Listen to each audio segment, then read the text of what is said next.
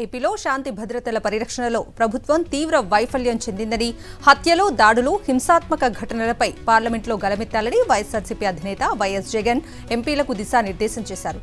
చంద్రబాబు ఆశించినట్లుగా వైఎస్ఆర్సీపీని అనగదొక్కలేరని, బాబుకు గట్టిగా హెచ్చరికలు పంపాలన్నారు. హైదరాబాద్ ను విశ్వనగరంగా అభివృద్ధి చేస్తామన్నారు సీఎం రేవంత్ రెడ్డి. గోపన్పల్లి ఫ్లైఓవర్ ను సీఎం ప్రారంభించారు. మూసీ రివర్ డెవలప్మెంట్ కు నిర్ణయం తీసుకున్నామని, లండన్ థెమ్స్ నదిల మూసీని సుందరీకరిస్తామన్నారు సీఎం రేవంత్. ఫోన్ ట్యాపింగ్ కేసులో కీలక పరిణామం చోటు చేసుకుంది. A1 ప్రభాకర్ రావు, A6 శ్రవణ్ రావుకు రెడ్ కార్నర్ నోటీసులు జారీ చేసింది తెలంగాణ సిఐడి. ప్రభాకర్ రావు, శ్రవణ్ ను కోర్టులో హాజరుపరచాలని ఆదేశించింది. ఏపీలో దాడులు దేశమంతా తెలిసేలా పోరాటం చేస్తామన్నారు వైఎస్ఆర్సీపీ ఎంపీ అయోధ్య రామిరెడ్డి.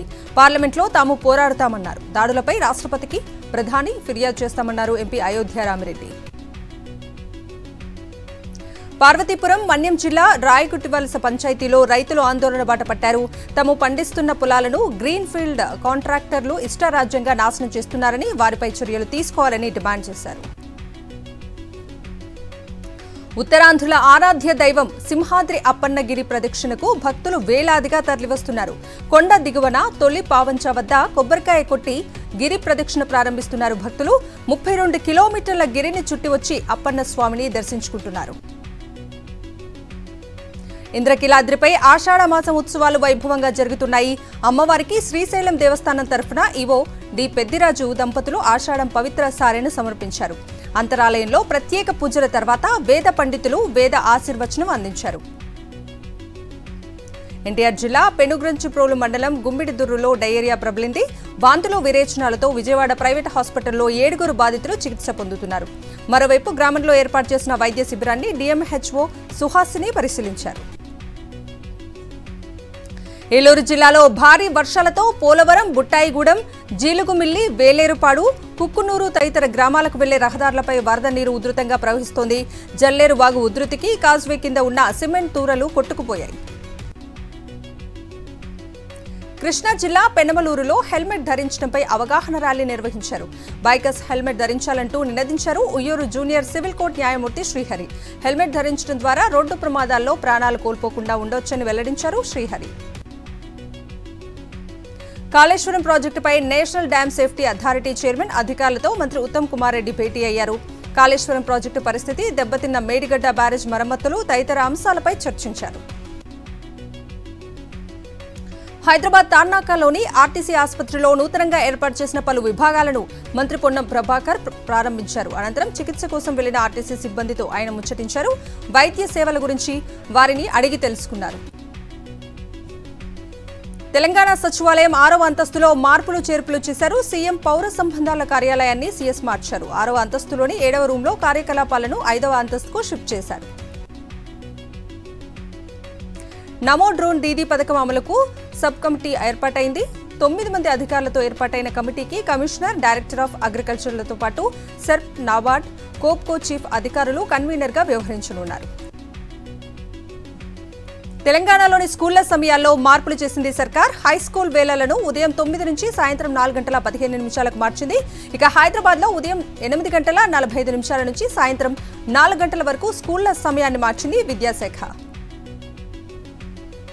10 ఏళ్లు చేసినా చాలదని బీఆర్ఎస్ నాయకులు మళ్లీ ప్రజలను మోసం చేయాలని చూస్తున్నారన్నారు కాంగ్రెస్ ఎమ్మెల్యే నాయిని రాజేందర్ రెడ్డి.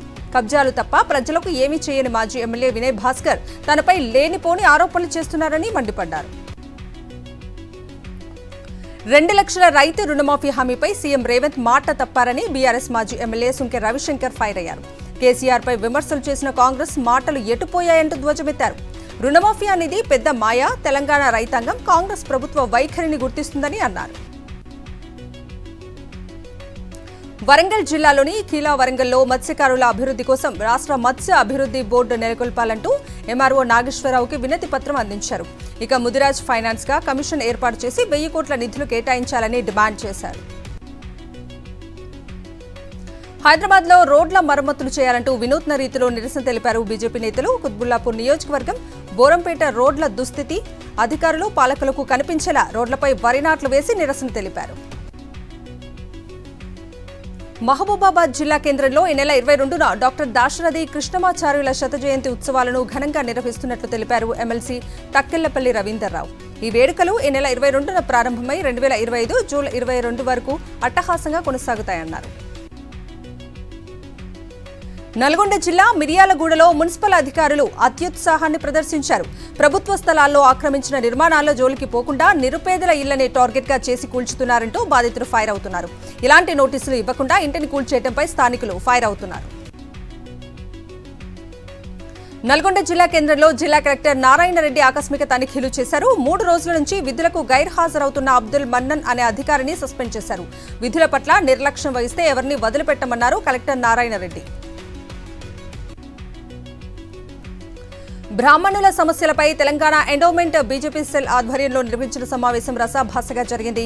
సమావేశంలో బ్రాహ్మణులందరికీ సముచితంగా కల్పించాలని రాహుల్ దేశ్ పాండే డిమాండ్ చేయడంతో ఇరు వర్గాల మధ్య వాగ్వాదం తోపులాట జరిగింది.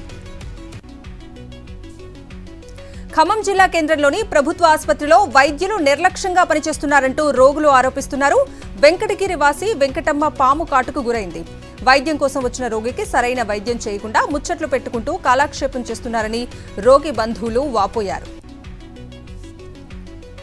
ఉమ్మడి వరంగల్ జిల్లా వ్యాప్తంగా భారీ వర్షాలు కురుస్తున్నాయి. గోదావరి ప్రాణహిత నదులు ఉధృతంగా ప్రవహిస్తున్నాయి. కాళేశ్వరం వద్ద 9 మీటర్ల ఎత్తున్న గోదావరి ప్రవహిస్తోంది. మేడిగడ్డ వద్ద 85 గేట్లు తెరిచి 3,85,000 క్యూసెక్కుల నీటిని విడుదల చేశారు. ఖమ్మం జిల్లా సత్తుపల్లి డివిజన్ వ్యాప్తంగా గత 4 రోజుల నుంచి కురుస్తున్న వర్షాలకు జనజీవనం స్తంభించిపోయింది. భారీ వర్షాలతో పెనుబల్లి మండలంలోని లోతట్టు ప్రాంతాలు జలమయమయ్యాయి. లంకసాగర్, బేతుపల్లి పెద్ద చెరువుకు వరద నీరు పోటెత్తుతోంది. ఆదిలాబాద్ జిల్లా బోధ్ మండలంలోని పొచ్చర జలపాతం వరద నీటితో పరవళ్లు తొక్కుతోంది. మహారాష్ట్ర సరిహద్దుల్లో ఎడతెరిపి లేకుండా కురుస్తున్న భారీ వర్షానికి భారీగా వరద నీరు చేరుతోంది. దీంతో అప్రమత్తమైన అటవీ శాఖ అధికారులు పర్యాటకులకు అనుమతులు నిరాకరించారు. భద్రాద్రి కొత్తగూడెం జిల్లా చెర్ల మండలంలోని తాలిపేరు ప్రాజెక్టుకు భారీగా వరద ఉధృతి పెరుగుతోంది. ఇప్పటికే తాలిపేరు ప్రాజెక్టు నీటి మట్టం పూర్తి స్థాయికి చేరడంతో 25 గేట్లను పూర్తిగా ఎత్తివేసి 1.28 లక్షల క్యూసెక్కుల నీటిని గోదావరి నదిలోకి విడుదల చేశారు అధికారులు. 4 రోజులుగా కురుస్తున్న భారీ వర్షాలతో గోదావరి ఉప్పొంగి ప్రవహిస్తోంది. ఎగువ నుంచి వరద చేరి కాళేశ్వరం వద్ద గోదావరి పుష్కర ఘాట్లను తాకుతూ 8,500 అడుగుల ఎత్తులో ప్రవహిస్తోంది. మహారాష్ట్రలోని ప్రాణహిత నుంచి భారీగా వరద రావడంతో మేడిగడ్డ లక్ష్మీ బ్యారేజ్ జలకలను సంతరించుకుంది. మహబూబాబాద్ జిల్లా వ్యాప్తంగా ఎడతెరిపి లేకుండా వర్షాలు కురుస్తున్నాయి. మున్నేరు, పాకాల వాగులు, బయ్యారం చెరువు ఉధృతంగా ప్రవహిస్తున్నాయి. చెరువు చుట్టూ బారికేడ్లు పెట్టి ఎవరూ అక్కడికి వెళ్లకుండా చర్యలు చేపట్టారు. ఎడతెరిపి లేకుండా కురుస్తున్న వర్షాలతో మహబూబ్ నగర్ జిల్లా జడ్చర్లలో శిథిలావస్థకు చేరిన ఇల్లు కూలిపోయింది. అదృష్టవశాత్తు ఇంట్లోని వారంతా క్షేమంగా బయటపడ్డారు. కుటుంబంతో ఇంట్లో నిద్రిస్తుండగా ఇంటి వెనక వైపు గోడలతో పాటు రేకుల పైకప్పు కూలిపోయింది. మేత కోసం వెళ్లిన 2 నక్కలు వ్యవసాయ బావిలో పడిన జగిత్యాల జిల్లా ఖదలాపూర్ మండలం బొమ్మెన గ్రామంలో జరిగింది. 2 నక్కలను సురక్షితంగా బయటకు తీసి అడవిలోకి వదిలేశారు ఫారెస్ట్ అధికారులు.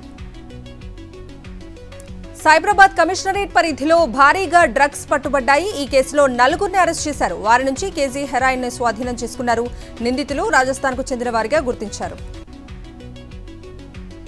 హైదరాబాద్లోని సనత్ నగర్ ఎస్ఐపై సస్పెన్షన్ వేటు పడింది. ఫిర్యాదు చేయడానికి వెళ్లిన తనతో అసభ్యకరంగా చాటింగ్ చేశాడని సైబరాబాద్ సిపికి ఒక మహిళ ఫిర్యాదు చేయడంతో ఎస్ఐ పులేందర్ రెడ్డి సస్పెండ్ చేస్తూ ఉత్తర్వులు జారీ చేశారు అవినాష్ మహంతి. రంగారెడ్డి జిల్లా నందిగామ మండలం హైవే వద్ద అక్రమంగా తరలిస్తున్న 2 బయో డీజిల్ ట్యాంకర్లను పౌర సరఫరాల శాఖ అధికారులు పట్టుకున్నారు. నందిగామ బైపాస్ వద్ద ఒక గోదాం అక్రమంగా బయో డీజిల్ తయారు చేస్తున్నట్లు గుర్తించారు. నంద్యాల జిల్లా బనగానపల్లిలో ఒక దొంగ హల్చల్ చేశాడు. పలు దుకాణాల్లో వరుసగా దొంగతనాలు చేశాడు. షట్టర్ తాళాలు పగలగొట్టి దుకాణాల్లో నగదును, వస్తువులను ఎత్తుకెళ్లాడు. బాధితుల ఫిర్యాదుతో పోలీసులు కేసు నమోదు చేసి దర్యాప్తు చేపట్టారు. భద్రాద్రి కొత్తగూడెం జిల్లా కమలాపురంలో మిర్చి లోడుతో వెళ్తున్న లారీ దొంగతనానికి గురైంది. 4 నిందితులు లారీని అదుపులోకి తీసుకున్నారు. 13 లక్షల విలువైన 15 టన్నుల మిర్చి ఉన్నట్లు పోలీసులు గుర్తించారు. ఫేక్ కరెన్సీ నోట్ల ముఠా గుట్టురట్టు చేశారు వికారాబాద్ పోలీసులు. తాండూరులో ఫేక్ నోట్ల తయారీకి వాడే కంప్యూటర్, ప్రింటర్లను పోలీసులు స్వాధీనం చేసుకున్నారు. 4 నిందితుల నుంచి 7.95 లక్షల ఫేక్ నగదును పట్టుకున్నారు అధికారులు. జోరు వానకు ముంబై మహానగరం మరోసారి నీట మునిగింది. ఎడతెరిపిలేని వర్షాలకు ముంబైలోని ఒక భవనం బాల్కనీ కూలిపోయింది. ఈ ఘటనలో 2 మృతి చెందగా మరో 3 గాయపడ్డారు. మరో 13 మందిని అగ్నిమాపక సిబ్బంది కాపాడారు. యూపీఎస్సీ చైర్మన్ మనోజ్ సోని రాజీనామా చేశారు. వ్యక్తిగత కారణాల వల్ల తన పదవికి రాజీనామా చేస్తున్నట్లు ఆయన ప్రకటించారు. అయితే ఆయన పదవీ కాలం 2029లో ముగినుండగా 5 ఏళ్ల ముందుగానే తప్పుకున్నారు. నడి సముద్రంలో సరుకు రవాణాలో భారీ అగ్ని ప్రమాదం జరిగింది. కర్ణాటక కార్వార్ తీరంలో కార్గో నౌకలో మంటలు చెలరేగటంతో అలర్ట్ అయిన భారతీయ కోస్ట్ గార్డ్ సిబ్బంది మంటలను అదుపు చేశారు. కార్గో నౌకలో హానికర మ్యారిటైమ్ గూడ్స్ ఉన్నట్లు అధికారులు తెలిపారు. T20 వన్డే సిరీస్ లో ఆడేందుకు టీమిండియా ఈ నెల 22న శ్రీలంక పయనం కానుంది. T20 సిరీస్ లో టీమిండియా కెప్టెన్ గా సూర్యకుమార్ వ్యవహరించనుండగా వన్డేల్లో రోహిత్ శర్మ నాయకత్వం వహిస్తాడు. ఇక ఈ నెల 27 నుంచి టీమిండియా శ్రీలంకతో T20 సిరీస్, ఆ తర్వాత ఆగస్టు 3 నుంచి వన్డేలో ఆడనుంది. దేశంలో బంగారం ధరలు మళ్లీ తగ్గాయి. 24 క్యారెట్ల 10 గ్రాముల బంగారం ధర $380 తగ్గి 73,970కి చేరింది. ఇక 22 క్యారెట్ల 10 గ్రాముల బంగారం ధర $350 తగ్గి 67,800 వద్ద కొనసాగుతోంది. ఇక కేజీ వెండిపై $100 తగ్గి 97,650కి చేరింది. బంగాళాఖాతంలో వాయుగుంట ప్రభావంతో తెలంగాణలో భారీ వర్షాలు కురుస్తాయని వాతావరణ శాఖ తెలిపింది. ఈ నేపథ్యంలో 10 జిల్లాలకు ఆరెంజ్ అలర్ట్ జారీ చేసింది. ఈదురుగాలులతో పాటు భారీ నుంచి అతి భారీ వర్షాలు కురిసే అవకాశం ఉందని చెప్పింది.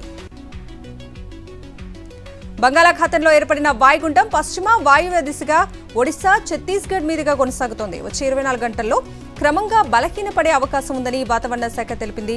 దీని ప్రభావంతో ఏపీలోని పలు ప్రాంతాల్లో పిడుగులతో కూడిన వర్షాలు కురిసే ఛాన్స్ ఉందని చెప్పింది.